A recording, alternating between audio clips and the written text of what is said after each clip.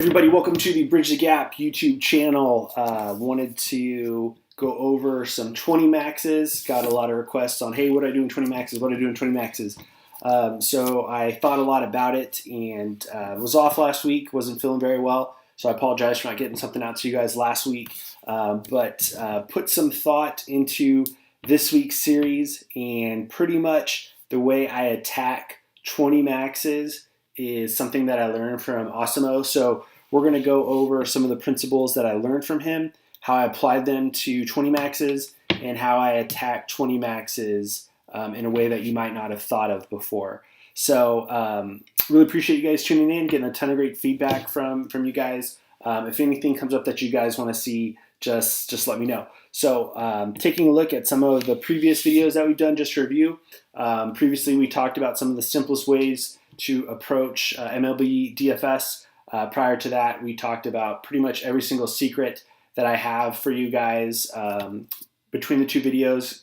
Bunch of free resources for you guys. If you haven't got the MLB starter pack yet, or you don't know what that is, check out the last video. Send me an email.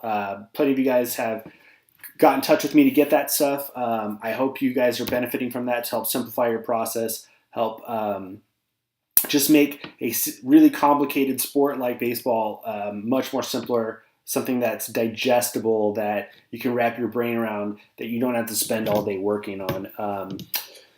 MLB hacks. This video is going to be similar to the Bales video, taking something that one of the best players in the business, if not the best player, what I've learned, how I've made it my own. And again, everything that we talk about, make it your own. Take what you like, make it your own. Think for yourself. Stop listening to all the noise and chatter out there. It's one of the things that are holding you back. There's three things that hold DFS players back. The first one is bankroll management, which we've done a ton of.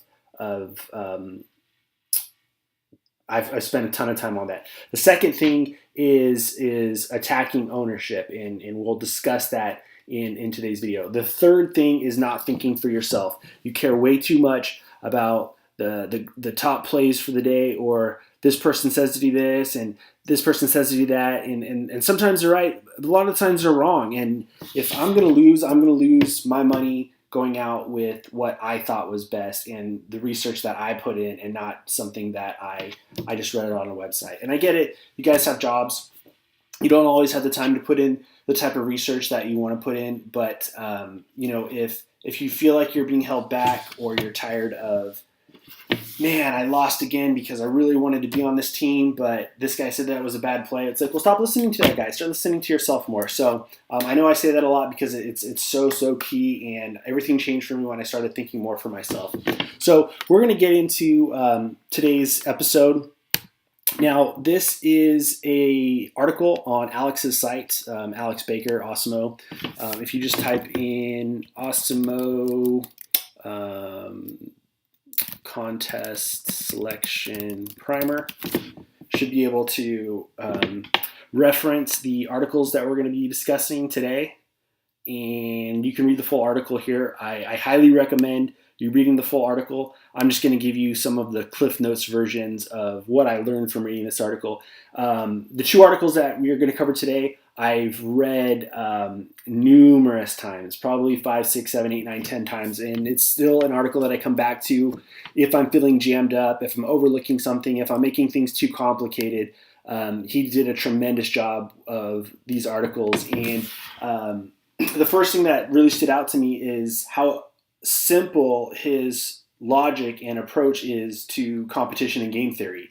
And it just goes back to some of the stuff that we talked about in the Ricky Henderson video. I think it was Ricky Henderson video, but the simplest solution is always the best. So if you start out with a simple premise and you can make it more and more efficient, that's how you're going to become a really good player. And I think that Alex is the master at that. In this article, he talks about there's 3 different factors when you're selecting a contest: the competition you're going to face, variance, site fees, also known as rake. So when it comes to the competition, he points out the weaker the competition, the higher the return. And this is something that I really try to get you guys to focus on. And this is why the last series I pushed, hey, spend some time in the dime time. If you're not good at MLB, why are you trying to win a big tournament? you're just wasting your money. You're just flushing your money down the drain. If you can win at the dime times or the quarter jukeboxes, you're going to have more confidence. And chances are, if you're consistently winning at those contests, you're going to win as you go up. You might not win as much or as consistently, but you're still going to win. You're still going to have a decent ROI. So we talked about if your goal is to optimize your ROI, you ought to be playing in these contests instead of exhausting your eligibility on other contests. And the eligibility he's talking about is the $1 million of buy-ins that you have at DraftKings. I think at FanDuel, if you like playing at FanDuel, once you've won $50,000 at FanDuel, you can't play at the lower stakes. That might not even be $50,000 in profit. That might just be $50,000 total winning on the site. So I know a guy who won $50,000 in a tournament, and he did it in the very beginning of his DFS career, and he is really trying hard to stay afloat in the levels because he can't go back down. DraftKings is a much better system, $1 million of buy-ins. So really focus on the contest size as well. And we're going to talk a little bit more about that. I know everybody likes playing the mini max every day in baseball because for $1 you could potentially win $4,000. And I'm going to show you guys why that might not be the best investment of your resources. Variance, the other thing that you can attribute variance to, it's also known as luck, downswings, upswings. And he's, in his words, other than being the way to explain why you don't win every day, it's a measure of the risks of the different contests.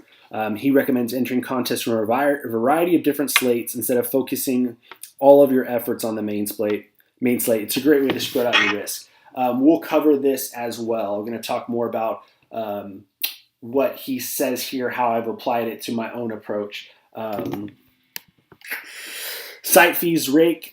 Despite their high variance, GPP should be your preferred format to enter. And this was really game-changing for me because everybody talks about how beatable cash is and it's so easy to win cash. Just pick up head-to-heads and track who the guys you're winning off of them. Just take their money every day. And it's just like, that's not the reality. And anybody who talks about being a great cash player, there's a handful of them that are really good. Everyone else just blowing smoke.